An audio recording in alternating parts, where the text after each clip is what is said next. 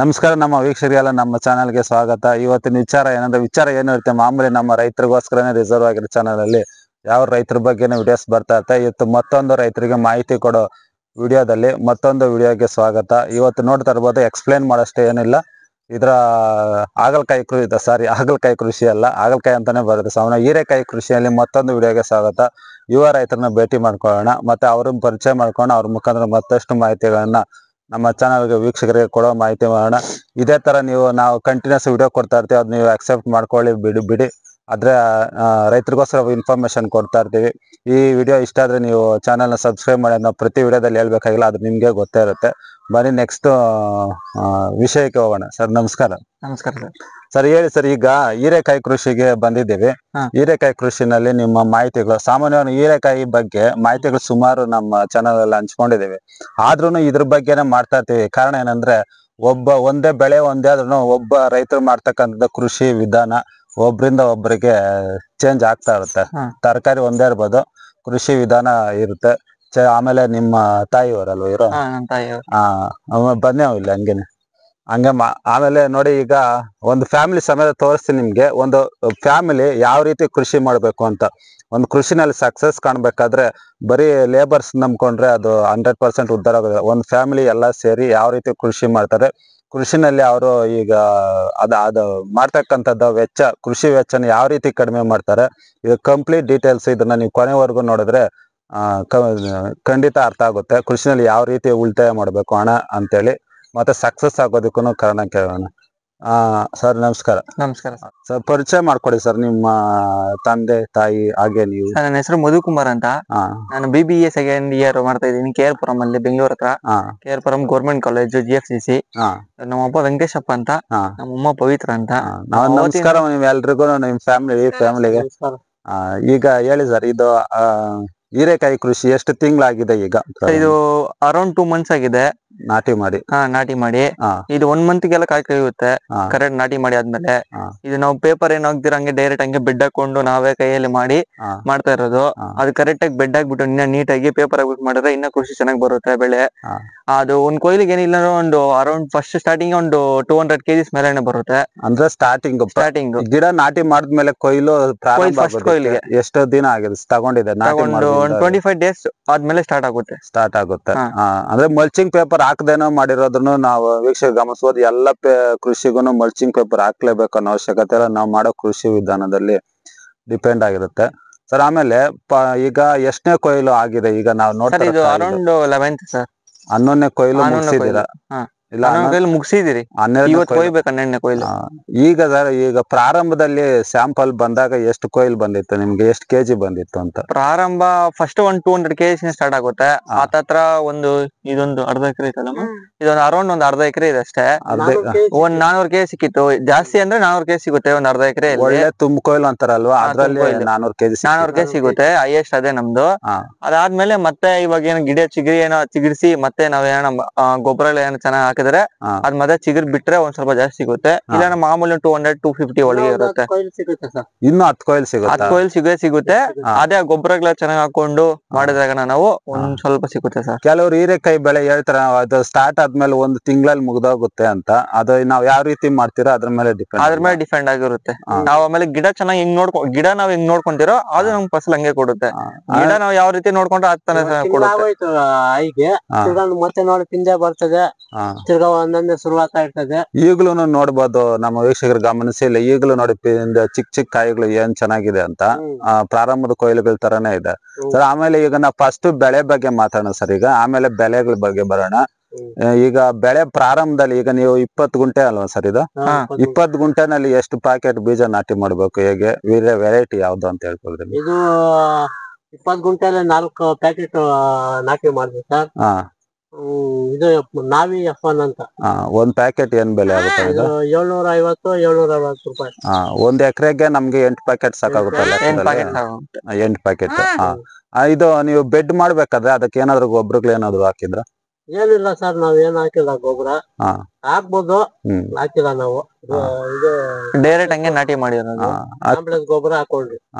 ಈಗ ಬೀಜದ್ದು ಸೇರಿ ಈಗ ಟೊಮೊಟೊ ಕಡ್ಡಿ ಈಗ ನೀವು ಟ್ಯೂಬ್ ಟೈನ್ ಎಲ್ಲ ಮಾಡಿರಲ್ವಾ, ಇದಕ್ಕೆಲ್ಲ ಖರ್ಚು ಅಂದಾಜು ಎಷ್ಟು ಬಂದಿರ್ಬೋದು? ಖರ್ಚು ಒಂದು 20,000, ಮದ್ದುಗಳು ಎಲ್ಲ ಗೊಬ್ಬರಕ್ಕೆಲ್ಲ ಒಂದು 20,000 ಖರ್ಚು ಬಂದಿದೆ. ಅರ್ಧ ಎಕರೆನಲ್ಲಿ ಇದುವರೆಗೆ ಟೋಟಲ್ ಆಗಿ ನೀವ್ ಹೇಳೋದಲ್ವಾ? ಟೋಟಲ್ ಆಗಿ ಈಗ ಎಷ್ಟು ಇಳುವರಿ ತಗೊಂಡಿದ್ದೀರಾ ಸರ್ ಇದು ಒಂದ್ ಎಕರೆ? ಈಗ ಅರ್ಧ ಎಕರೆಗೆ ನೀವು ಇದುವರೆಗೆ 11 ಕೊಯ್ಲಲ್ಲಿ 2 ಟನ್ ಬಂದೈತೆ ಅಂದಾಜು. ಇನ್ನ ಒಂದು 1 ಟನ್ ಬರ್ಬೋದು ಇನ್ನ. ಸರ್ ಇದು ಆಮೇಲೆ ಇದು ಸಾಮಾನ್ಯವಾಗಿ ಬೆಳೆನಲ್ಲಿ ಚಳಿಗಾಲದಲ್ಲಿ ಮಾಡೋದ್ ಕಷ್ಟ ಅಂತಾರೆ ಹೀರೆಕಾಯಿನ, ಅಲ್ವಾ? ಇದಕ್ಕೆ ಸಾಮಾನ್ಯವಾಗಿ ಬರೋ ರೋಗಗಳು ಕಾಯಿಲೆಗಳು ಏನಂತ ಹೇಳ್ಬೋದು ಸರ್? ಫಸ್ಟ್ ರಂಗೋಲಿ ಸ್ಟಾರ್ಟ್ ಆಗುತ್ತೆ, ಆಮೇಲೆ ಒಂಥರ ಹಿಂಗ್ ಸುರುಗು ರೋಗ ಒಂದ್ ಸ್ವಲ್ಪ ಸ್ಟಾರ್ಟ್ ಆಗುತ್ತೆ, ಬೊಬ್ಬೆ ರೋಗ ಒಂದ್ ಬರುತ್ತೆ, ಡೌನಿ ಮಿಲ್ಡ್ ಎಲ್ಲ ಸ್ಟಾರ್ಟ್ ಆಗಿದೆ. 11ನೇ ಕೊಯ್ಲಲ್ಲಿ ಪರವಾಗಿಲ್ಲ, ಸ್ವಲ್ಪ ರಂಗೋಲಿ ಹುಳ ಇದೆ. ಆಮೇಲೆ ರಂಗೋಲಿ ಹುಳಕ್ಕೆ ಈಗ ಯಾವ್ದು ಔಷಧಿ ಸ್ಪ್ರೇ ಮಾಡಿದ್ರೆ? ಸರ್ ಕಾಟ್ ಆಫ್ ಹೈಡ್ರೋಕ್ಲೋರಿಕ್ ಅಂತ ಮದ್ದು ಬರುತ್ತೆ, ಅದನ್ನ ಸ್ಪ್ರೇ ಮಾಡಿದ್ರೆ ಏನಿಲ್ಲ ನಮ್ಗೆ ಇವತ್ತು ಬೆಳಿಗ್ಗೆ ಸ್ಟಾರ್ಟ್ ಮಾಡಿದ್ರೆ ಹೊಡೆಕೆ ಅಂದ್ರೆ ಸಂಜೆ ಫುಲ್ ನಮ್ಗೆ ಹೆಂಗೆ ಏನು ಅಂತ ಗೊತ್ತಾಗುತ್ತೆ. ರಂಗೋಲಿ ಹುಳಕ್ಕೆ ಒಳ್ಳೆ ಔಷಧಿ ಕಾಟ್ ಆಫ್ ಹೈಡ್ರೋಕ್ಲೋರಿಕ್. ನಮ್ಮ ವೀಕ್ಷಕರು ಇದು ಸ್ವಲ್ಪ ನೋಟ್ ಮಾಡ್ಕೊಳ್ಳಿ ಸರ್. ಆಮೇಲೆ ಈಗ 11ನೇ ಕೊಯ್ಲು ಅಂತ ಹೇಳಿದ್ರಿ, ಈಗ ನೆಕ್ಸ್ಟ್ ಇನ್ನೂ 2 ತಿಂಗಳು ಕೊಯ್ಯುತ್ತೆ ಅಂತ ಹೇಳಿದ್ರಲ್ಲ ಸರ್? ನಿಜ, ಇನ್ನೊಂದ್ ತಿಂಗಳು. ಒಟ್ಟು ನಿಮ್ಗೆ ನಾಟಿ ಮಾಡ್ದಾಗಿಂದ ಲಾಸ್ಟ್ ಕೊನೆವರೆಗೂ ಎಷ್ಟು ತಿಂಗಳು ಬೆಳೆ ಸರ್ ಇದು? ಅಂದ್ರೆ ಚೆನ್ನಾಗಿ ನೋಡ್ಕೊಂಡ್ರೆ 3 ತಿಂಗಳು? ಒಂದ್ 3 ತಿಂಗಳು ಬೆಳೆಯಲ್ಲಿ ಒಂದು 20 ಕೊಯ್ಲು ಸರ್. 20 ಕೊಯ್ಲು ಅದು ಸಕ್ಸಸ್ಫುಲ್ ಆಗಿ ಅಂದ್ರೆ ಸಕ್ಸಸ್ಫುಲ್ ಆಗಿ ನೀಟಾಗಿ ನೋಡ್ಕೊಂಡ್ರೆ ಒಂದ್ 20 ಕೊಯ್ಲು ಮಾಡ್ಕೊಬಹುದು. ಇಲ್ಲ ನಾವು ಹೆಂಗ್ ನೋಡ್ಕೊಂತೀರೋ ಅದ್ರ ಮೇಲೆ ಡಿಪೆಂಡ್ ಆಗುತ್ತೆ ಸರ್. ಹೌದು, ನಾವ್ ಹೆಂಗ್ ಮೇಂಟೈನ್ ಮಾಡಿಲ್ಲ ಅಂದ್ರೆ ಒಂದೇ ತಿಂಗಳಲ್ಲೇ ಬೆಳೆ ಲಾಸ್ಟ್ ಆಗ್ಬಿಡುತ್ತೆ ಅಲ್ವಾ? 2 ತಿಂಗಳು ಲಾಸ್ಟ್ ಆಗ್ಬಿಡುತ್ತೆ.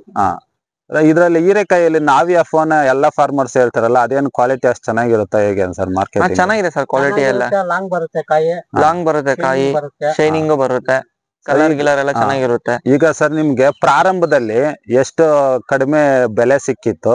ಒಳ್ಳೆ ಬೆಲೆ ಅಂದ್ರೆ ಏನ್ ಬೆಲೆ ಸಿಕ್ಕಿದ್ದು ಸರ್ ಇದ್ರಲ್ಲಿ? ಒಳ್ಳೆ ಬೆಲೆ ಅಂದ್ರೆ ಒಂದ್ 30 ರೂಪಾಯಿ ಸಿಗ್ತದೆ. 30 ರೂಪಾಯಿ. ಕಡಿಮೆ ಅಂದ್ರೆ ಒಂದು 15 ರೂಪಾಯಿ, 12 ರೂಪಾಯಿ.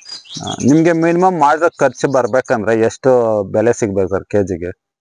ಕೆಜಿಗೆ ಒಂದು 15 ಇಂದ 20 ಒಳಗೆ ಹೋದ್ರೆ ನಮ್ಗೆ ಅರೌಂಡ್ ಏನಿಲ್ಲ ಅಂದ್ರೆ ಪ್ರಾಫಿಟ್ ಬಂದೇ ಬರುತ್ತೆ.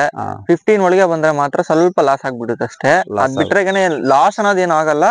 ನಾವ್ ಹಾಕಿರೋ ಖರ್ಚು ವೆಚ್ಚ ಎಲ್ಲ ಬಂದು ಒಂದ್ ಸ್ವಲ್ಪ ನಮ್ಗೂ ಉಳಿತೆ ಸರ್. ನಿಮ್ಗೊಂದು 2 ರಿಂದ 3 ತಿಂಗಳಿದ್ದು ಹಾರ್ವೆಸ್ಟ್ ಮಾಡೋ ತರ ಇಟ್ಕೊಂಡ್ರೆ ಆರಾಮಾಗಿ ನಾವು ಕಡಿಮೆ ಬೆಲೆನೂ ಸಿಕ್ಕುತ್ತೆ, ಆವರೇಜ್ ಪ್ರೈಸ್ ಸಿಗುತ್ತೆ ಸರ್. ಮತ್ತೆ ಸರ್ ಇದು ಕೃಷಿ ಬಗ್ಗೆ ಅಂದ್ರೆ ಯಾವ ಹೀರೆಕಾಯಿನ ನೀವು ಇದೇ ಫಸ್ಟ್ ಟೈಮ್ ಬೆಳಿತಾರದ ಯಾವಾಗ್ಲೂ ಬೆಳಿತಾ ಇಲ್ಲ ಸರ್, ಸೆಕೆಂಡ್ ಟೈಮ್ ಇದು. 2ನೇ ಬೆಳೆ ಸರ್. 2ನೇ ಬೆಳೆ ಇದು ಅಲ್ಲ? ಈಗ ಸರ್ ಗೂಟಗಳು ಮಾಡಿರೋದು ನೀವು ಮೊದಲನೇ ಬೆಳೆಗೇನ ಅಥವಾ ಇದ್ರಲ್ಲಿ ಬೇರೆ ಬೆಳೆ ಏನಾದ್ರು ಬೆಳೆದಿದ್ರೆ? ಇದೇ ಫಸ್ಟ್ ಹೀರೆಕಾಯಿ ಬೆಳೆದಿರೋದು? 2ನೇ ಸಲ ಇದು. ಅಲ್ಲಿ ಫಸ್ಟ್ 10 ಕಡೆ ಬೇರೆ ಕಡೆ ಒಂದ್ಸರಿ ಹಾಕಿದ್ರೆ, ಇಲ್ಲಿ ಇದು ಫಸ್ಟ್ ಟೈಮ್ ಇಲ್ಲಿ. ಸರ್ ಸಾಮಾನ್ಯವಾಗಿ ಒಂದು ಬೆಳೆನ್ ಮಾಡ್ಬೇಕಾದ್ರೆ ಲೇಬರ್ಸ್ ತುಂಬಾ ಸಮಸ್ಯೆ. ನಾನು ಪ್ರಾರಂಭದಲ್ಲೇ ಹೇಳಿದ್ದೆ, ಇದನ್ನ ನಾನು ಮರ್ತ್ಬಿಟ್ಟಿದ್ದೆ. ಲೇಬರ್ಸ್ ಎಲ್ಲ ನಿಮ್ಗೆ ಅವೈಲೇಬಲ್ ಯಾವ ರೀತಿ ಸರ್? ಫ್ಯಾಮಿಲಿನೇ ಮಾಡ್ಕೋತಾರೆ ಎಲ್ಲಾ ಕೆಲ್ಸಗಳು ಅಂತ ಕೇಳ್ಪಟ್ಟೆ, ಅದು ಸ್ವಲ್ಪ ಹೇಳ್ಬೋದು ಸರ್ ಯಾವ ರೀತಿ ಅಂತ? ಎಲ್ಲಾ ಫ್ಯಾಮಿಲಿನೇ ಮಾಡ್ಕೊಡ್ತೀವಿ ಸರ್. ಲೇಬರ್ಸ್ ಯಾರು ಮಾಡ್ಕೊಂಡಲ್ಲ. ಲೇಬರ್ಸ್ ಮಾಡ್ಕೊಂಡಾಗ ಅವ್ರಿಗೂ ಇವಾಗ ಲೇಬರ್ಸ್ ಬರೋದೇ ಜಾಸ್ತಿ ಇದೆ ಸರ್. 1 ಅವರ್ 2 ಅವರ್ ಅಲ್ಲಿ ಎಲ್ಲ ಕೊಯ್ದು ಎಲ್ಲ ರೆಡಿ ಮಾಡ್ಬಿಟ್ಟು 1 ಅವರಲ್ಲಿ ನಿಮ್ಮ, ಯಾಕೆಂದ್ರೆ ಮನೇನು ತೋಟದಲ್ಲೇ ಇರೋದ್ರಿಂದ ನಿಮ್ಗೆ ಲೇಬರ್ಸ್ ಅವಶ್ಯಕತೆ ಬೆಳಗ್ಗೆ ಸಂಜೆ ನೀವೇ ಕೆಲಸ ಮಾಡ್ಕೊಂಡ್ಬಿಡ್ತೀರಲ್ಲ ಸರ್? ಇದರಿಂದ ಕೃಷಿನಲ್ಲಿ ಉಳಿತಾಯನೂ ಮಾಡ್ಬೋದು ನೀವು. ಸರ್ ಮಕ್ಕಳನ್ನು ಓದಿಸ್ತಾ ಇದ್ರಲ್ವಾ? ಏನ್ ಓದಿಸ್ತಾ ಇದ್ದಾರೆ ಸರ್ ಮಕ್ಳು? ಎಷ್ಟು ಜನ ಇದಾರೆ ಹೇಗೆ ನಿಮ್ಗೆ? ಮಕ್ಕಳು 2, ಮಗನು ಒಬ್ಬನು, ಮಗಳು ಒಬ್ಬಳು. ಏನೇನ್ ಎಜುಕೇಶನ್ ಮಾಡ್ತಾ ಇದಾರೆ ಸರ್? ಮಗಳು ಫಸ್ಟ್ ಇಯರ್ ಓದ್ತಾಳೆ, ಮಗನು ಡಿಗ್ರಿ. ಸರಿ ಸರ್, ರೈತರ ಮಕ್ಕಳು ಬೆಳಿಬೇಕು, ರೈತರಾಗೆ ಇರಬಾರ್ದು ಅನ್ನೋ ಕಾನ್ಸೆಪ್ಟ್ ಬಿಟ್ಬಿಡ್ಬೇಕು. ಈಗ ಅವರು ಓದೋರೆಲ್ಲ ಓದ್ಲಿ. ನೆಕ್ಸ್ಟ್ ಲಾಸ್ಟ್ ಅಲ್ಲಿ ಏನು ಆಗಿಲ್ಲ ಅಂದ್ರೆ ಲಾಸ್ಟ್ ಅಲ್ಲಿ ಅಗ್ರಿಕಲ್ಚರ್ ಲಾಸ್ ಅಂತೇನಿಲ್ಲ, ಓದೋ ಏಜ್ ಅಲ್ಲಿ ಓದ್ಬಿಡ್ಲಿ, ಆಮೇಲೆ ಅದು ನೆಕ್ಸ್ಟ್ ಫ್ಯೂಚರ್ ಅವ್ರಿಗೆ ಬಿಟ್ಟಿದ್ದು ಅಲ್ವಾ ಸರ್? ಸರ್ ಆಮೇಲೆ ಇನ್ನ ನೀವು ಏನೇನ್ ಬೆಳೆಗಳನ್ನ ಬೆಳಿತೀರ? ಪುದೀನ ಬೆಳಿತೀವಿ, ಬೀನ್ಸ್ ಬೆಳಿತೀವಿ. ಸರ್ ಒಟ್ಟಾರೆಯಾಗಿ ಹೇಳ್ಬೇಕಂದ್ರೆ ಇವಾಗ ಕೃಷಿ ಅನ್ನೋದು ನಷ್ಟ ಅಂತ ಹೇಳ್ತಾರೆ ಇತ್ತೀಚೆಗೆ. ನಿಮ್ಗೆ ಕೃಷಿ ಅನ್ನೋದು ಕೈ ಹಿಡ್ದಿದ್ಯಾ ಸರ್? ಫ್ಯಾಮಿಲಿನಲ್ಲಿ ಕೈ ಹಿಡ್ದಿದ್ಯಾ? ಅಲ್ಲ ಇವಾಗ ಅಗ್ರಿಕಲ್ಚರ್ ಏನು ಬರೋದಿಲ್ಲ ಹಾಗೆ ಹೀಗೆ ಅಂತಾರಲ್ವಾ? ಫಾರ್ಮರ್ಸ್ ನಾವು ಈ ವಿಡಿಯೋ ಮಾಡೋದೇ ಅದೇ, ರೈತರಿಗೆ ಏನಾದ್ರು ಒಂದು ಪಾಸಿಟಿವ್ ಸಂದೇಶ ಕೊಡ್ಬೇಕು ಅಂತ. ಅದೇ ಈಗ ನೀವು ಉಳಿತಾಯದಲ್ಲಿ ಕೆಲ್ಸದವ್ರ ಇಟ್ಕೊಂಡಿರಾ ನಾವೇ ಕೆಲ್ಸ ಸ್ವಲ್ಪ ಮಾಡ್ಕೊಂಡ್ರೆ ನಮ್ಗೆ ಸ್ವಲ್ಪ ಉಳಿತಾಯ ಆಗ್ತೈತೆ. ಹೌದಾ, ಈಗ ಒಂದ್ ದಿನಕ್ಕೆ ಇಬ್ರು ಹೆಣ್ಣು ಆಳುಗಳು ಇಟ್ಕೊಂಡ್ರು 500 ರೂಪಾಯಿ ಒಂದ್ 1000 ರೂಪಾಯಿ ದಿನ 1000 ರೂಪಾಯಿ ಬೇಕು. ದಿನ 1000 ರೂಪಾಯಿ ಬೇಕು. ಅದೇ ಕೆಲ್ಸ ನಾವೇ ಸ್ವಲ್ಪ ಮಾಡ್ಕೊಂಡ್ರೆ ಕೃಷಿಯಿಂದ ನಮ್ಗೆ ಸ್ವಲ್ಪ ಹಣ ಉಳಿತಾಯ ಆಗ್ತೈತೆ. ಹೌದು, ನೀವು ಇಲ್ಲಿ 1 ರೂಪಾಯಿ ಉಳಿಸಿದ್ರು ಅದು ಲಾಸ್ಟ್ ಅಲ್ಲಿ ನಿಮ್ಗೆ ಅದು ದೊಡ್ಡ ಅಮೌಂಟ್ ಎಲ್ಲ ಸೇವ್ ಆಗಿರುತ್ತೆ. ನಾವೇ ಒಂದ್ ಅರ್ಧ ಕೆಲ್ಸ ಮುಗಿಸ್ಕೊಬೇಕು ಮನೆಯವ್ರೆ. ಇನ್ ಸ್ವಲ್ಪ ಅರ್ಧ ಕೆಲ್ಸಕ್ಕೆ ಲೇಬರ್ ನಿಕ್ಕೊಂಡ್ರೆ ನಮ್ಗೆ ಅಡ್ಜಸ್ಟ್ ಆಗ್ಬಿಡುತ್ತೆ. ಆಮೇಲೆ ಹೌದು, ಫಸ್ಟ್ ನಿಂದಾನೇ ಇಟ್ಕೊಂಡ್ರೆ ಲೇಬರ್ನ ನಮ್ಗ್ ಸ್ವಲ್ಪ ಲಾಸ್ ಆಗೋ ಚಾನ್ಸ್ ಬಂದ್ಬಿಡುತ್ತೆ ಆಮೇಲೆ. ಅದೇ ಈಗ ನಾವು ಬೆಳೆ ಹಾಕ್ಬಿಟ್ಟಿದೀವಿ, ಆಳುಗಳು ಯಾರೋ ಮಾಡ್ಕೊಂಡು ಹೋಗ್ತಾರೆ ಬಿಡಿ ಅಂದ್ರೆ ಅದು ಹಂಗೇನೆ ಹೋಗ್ತಾ ಇರುತ್ತೆ. ಹೋಗ್ತಾನೆ ಇರುತ್ತೆ. ನಾವ್ ಮನೆಯಲ್ಲಿ ಇರ್ಬಾರ್ದು, ಬಂದು ನಾವು ಕೆಲ್ಸ ಮಾಡ್ಕೊಂಡ್ರೆ ನಮ್ಗ್ ಸ್ವಲ್ಪ ಸೇರ್ಸ್ ಬರುತ್ತೆ. ನಾವು ಆಳುಗಳ ತರ ನಾವೇ ಮಾಡ್ಬೇಕು ಸರ್. ಅದೇ ಈಗ ಆಳಾಗಿ ದುಡಿ ಅರಸನಾಗಿ ತಿನ್ನು ಅಂತ ಹೇಳಿದಾರಲ್ಲ, ಆ ತರ ಅಲ್ವಾ? ಕೆಲ್ಸ ಮಾಡ್ಬೇಕು, ಅದನ್ನೇ ನಾವು ಬಾಳುವಾಗ ರಾಜ ತರ ಬಾಳ್ಬೇಕು ಅಂತ, ಅಷ್ಟೇನೇನಿಲ್ಲ. ಸರಿ ಸರ್, ಈಗ ನೀವು ಇದೇ ತರ ಫ್ಯಾಮಿಲಿಯಲ್ಲಿ ಖುಷಿಯಾಗಿರಿ, ಮತ್ತೆ ಒಂದಾಗಿ ಕೃಷಿ ಮಾಡಿ. ಆಗ ಈ ಕೃಷಿ ಇನ್ನಷ್ಟು ಸಕ್ಸಸ್ ನಿಮ್ಗೆ ಸಿಗ್ಲಿ ಅಂತ ನಮ್ಮ ಚಾನಲ್ ಕಡೆಯಿಂದ ನಿಮ್ಗೆ ಹಾರೈಸ್ತೀವಿ ಸರ್. ನಮಸ್ಕಾರ. ನಮಸ್ಕಾರ ಸರ್.